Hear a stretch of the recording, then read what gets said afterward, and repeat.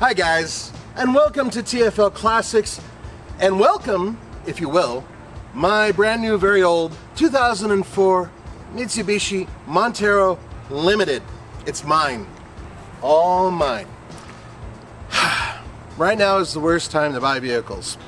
You all know it. That's including used cars. The story behind this off-roader is the fact that I initially was going to buy either a fairly new used vehicle, truck, or even a new one. I'm not going to blow my money on buying one of those. Hell no, not right now. So I took a third of that money and I decided to buy something fun. And after looking around, it dawned on me that I've had 3 Monteros in the past and I've loved them all. But I always wanted one of these. And that's because this is an all different vehicle from the older Monteros. Older Monteros are trucks. This is a crossover in some ways, but it's still an off-roader. Now, let's talk about history real quick before I take you on a tour. The Pajero, which is the Montero, has the best off-road racing history of any vehicle ever. Why? Well, 12 Dakar wins, hundreds of rally raid wins. That's the word I was looking for. It is the genesis of serious off-road vehicles for not just racing, off-roading, but adventures. A much better history, in my mind, at least racing, than Land Rover or Jeep. Now, you guys could debate it, but go online and look it up yourselves. Unfortunately, the Montero stopped being sold in the United States in 2007. This is basically that same model. This is a 2004. Over the years, since the 80s, the Montero went from being a very simple truck, 4-cylinder engine, 4-wheel drive, solid rear axle, and it worked its way up to this, which is a unit body, 4-wheel independent suspension with a lot of electronics, which all work. Also has a center locking diff, and off-road, even with these street tires, which I will be getting rid of, it's nearly unstoppable. Very good off-roader. So I spent around $8,000 getting this.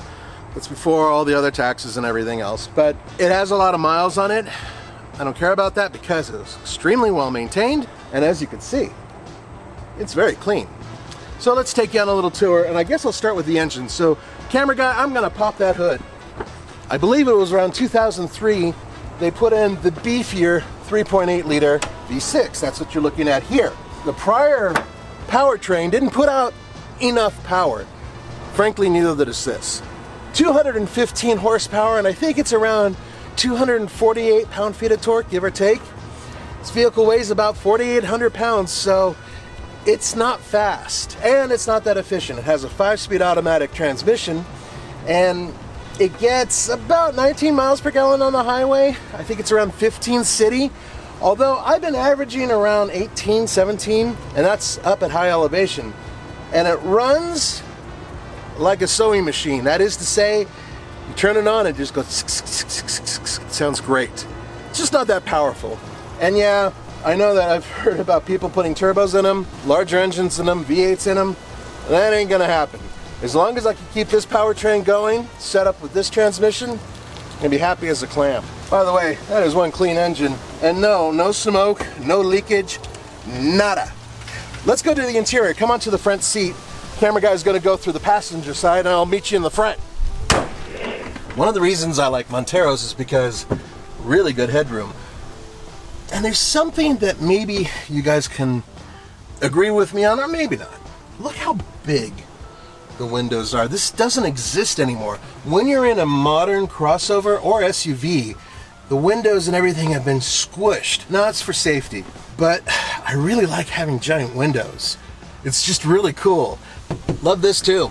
Yep, fully functional giant sunroof. Even by today's standards, pretty damn big. And yes, I've opened it up and stood because I wanted to be like a safari guy with a camera. Yeah, that whole thing. I'll meet you in the back seat. I want to show you something real quick. You may have noticed leather interior, although pretty well used leather, I admit that. But no, in all seriousness, I wanted something comfortable. And the second row is quite comfortable in this vehicle. But I also needed cargo space. Over 91 cubic feet of cargo space when these seats are tumbled forward and the third row seat is shoved into the floor.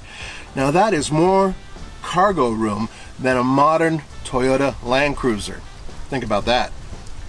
Welcome to the back. Now this is an interesting thing. A lot of vehicles that the Montero, among others, competed with had third row seats. And you're talking Suburbans and whatnot. But in the past, the old Monteros, they had seats that folded down from the sides. They were talking about, of course, the bigger ones. Well, that takes up a lot of cargo space, so how do you fix that? Well, first of all, you get rid of the frame. No frame on this vehicle. It has an opening large enough to hold this seat. Now, this seat can, if you wanted to, pop up and be a regular passenger seat. I've got some headrests over here for it. However, let's say you don't need it, which usually I don't. You can pop this thing, whammo, bammo, there it is-o, into the floor, put this back, and then you have a nice area for cargo. And trust me on this, I need cargo space. My wife keeps buying like old tables and stuff, so it won't fit in her Mini Cooper. It's got to fit in something. But there's more. This can tow. Not a lot. 5,000 pounds is its maximum, and because it's an old vehicle with a lot of mileage, over 150,000 miles, I'm not going to tow a heavy load. I'm just going to tow like 1,200, maybe 1,500 pounds with it, and it should be fine. I'm very happy with this purchase. I'm very happy with being able to finally get this one. I can actually say that I've had nearly every generation of Montero, and I've loved them. But what I haven't loved is the fact that Mitsubishi, as a company, has completely abandoned their off-road roots. For a while, they had one of the most adventurous technical teams on the planet. When this vehicle came out, or even its predecessors, they were building 3000 GTs. They were building with the VR4 package. They were building Eclipses, all-wheel drive turbos, not to mention all the other really awesome vehicles they had, and they just stopped. I'm sorry. I know a lot of you fans out there are really ticked about that, and I am too. And you know, I really don't want them to bring it back if they're going to throw a CVT in it and make it front-wheel drive or something like that. Honestly, I don't. Hopefully, maybe the higher-ups at Mitsubishi are thinking about that and going, maybe we can build something that's super awesome off-road again. Maybe we should talk to some technical people who can actually inspire us, right? Anyway, there's another reason I actually bought this vehicle, and it has to do with my buddy Moto Man, who we've done videos together with before. It's fantastic, but he's really into the financial end of vehicles. TFL not so much. And one of the things that he said to convince me that this was the right buy is pay cash. Try to avoid payments at all costs. And I did. I actually listened to Moto Man, hence I bought this vehicle because of his recommendation. That's why I created this sticker. He's not a huge fan of Mitsubishi. Anyway, thank you guys for joining me. I hope that you'll be gentle in the comments. I know not everybody loves the Montero as much as I do, but damn it, I think this is a great vehicle, and it's a missed opportunity. Oh, and by the way, it's really hard to find one in good condition. Thanks again. I'll see you next time.